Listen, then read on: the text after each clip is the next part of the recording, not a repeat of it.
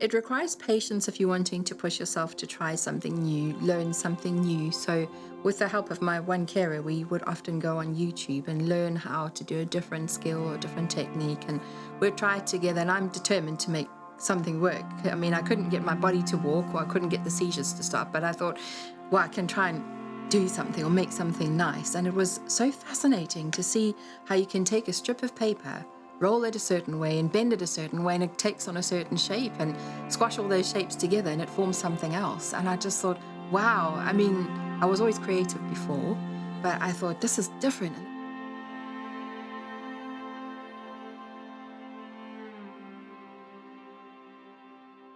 I was at work as a nurse in Queen's Medical Centre, and I had a full day at work, and I came home, cleaned my house, my flat really quickly, and thought, wow, I better take a shower. So it was around 10:15 at night. I went to step into my shower bath, and a few seconds later, I slipped and my head smashed the side of the bath. So I was, from standing, the first thing that hit the bath was my head. Sound of my head hitting the bath was a cracking sound. And then I thought, I need to be able to get up. And I couldn't feel anything from my neck down at all. And all the time I was blacking out, and I thought, stay awake, Candice, stay calm, stay awake, stay calm. I couldn't feel anything. All that I could hear was like a school bell ringing in the background, but it wasn't. It was actually what I know now to be tinnitus that had started from that moment. I didn't know how long I was going to be ill for. I couldn't see straight. I couldn't sit up at all. Like if I sat up, I had to be heavily supported, and there wasn't anyone to guide me through this process. I had, after this third admission, I got some help at home, like reablement teams and things like that. But between the first two admissions, it was like I was in this dark world of what? I didn't know. With the brain injury came so much self-disbelief, so much anxiety, so much I'm not good enough, so much I can't do anymore. My I can't list became so long, so quickly, that kind of overshadowed a lot of my world. And to find out the I cans was like looking for needles in a haystack. It was a whole year of isolation, seeing no one, literally. And I lay in my bed in my flat for most of a year. I was very, very lonely.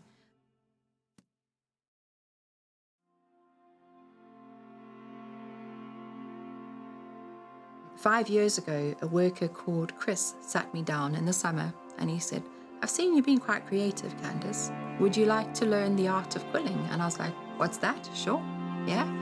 And so he sat me down and he taught me the very basic, one of the basic shapes in quilling, called a teardrop shape.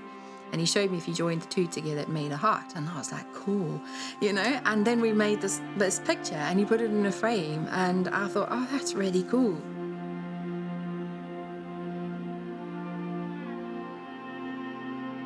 The challenges that I had are fatigue, because I'm severely fatigued, and I would sit there and think, I want to do a whole project in one day, and of course I can't, you know, I can only sit there for an hour or two. The pain in my body, the pain in my hands. So if I've not quilled for some time to pick up the quilling tools, it hurts a lot. So I'd be really restricted by that, and most days I am restricted, I can't quill.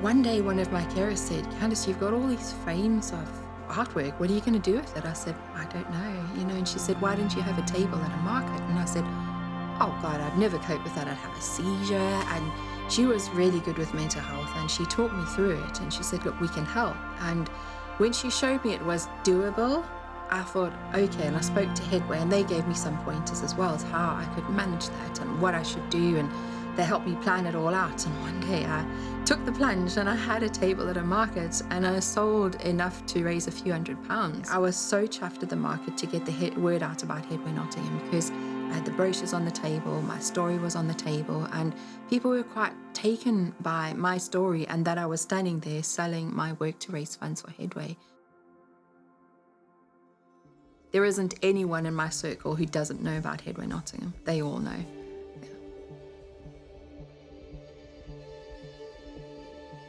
My first interaction with Headway was warm, kind, lovely. I had a phone call from a lady called Lexi, and she was so lovely. She had such a kind voice. It felt like my body just started melting in a warm way, and I thought, she sounds like she understands, and she sounds like she cares. She explained brain injury. A whole year on, I'm getting some sense made of why I'm feeling this way, and I started to feel okay about not being okay.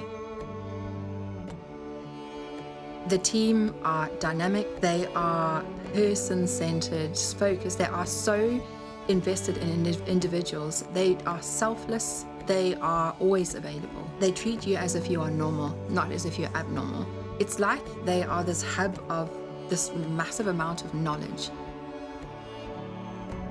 They've struggled financially through funding cuts. I mean, I know this from having conversations with the team. It doesn't show when you're at the centre. Some lessons have had to be cut because they've cost too much, or how they've had to be creative with using their resources.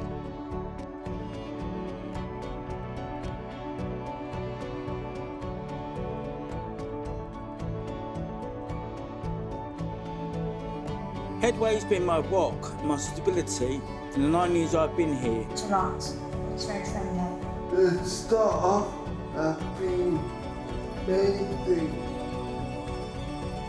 Tremendous people. We are part of the community. We are local. We are the only brain injury day centre of its kind in the Greater Nottinghamshire area. You might need us one day. You or your family member might need us one day, unfortunately. And I would love for us to still be there when you need us. You can still have a life, even though your life has changed. Life still exists, even though you maybe can't function like you did. If you can't do your job, you can't work, you can still be a dad, a mom, you can still be a brother, a sister. I call them my family.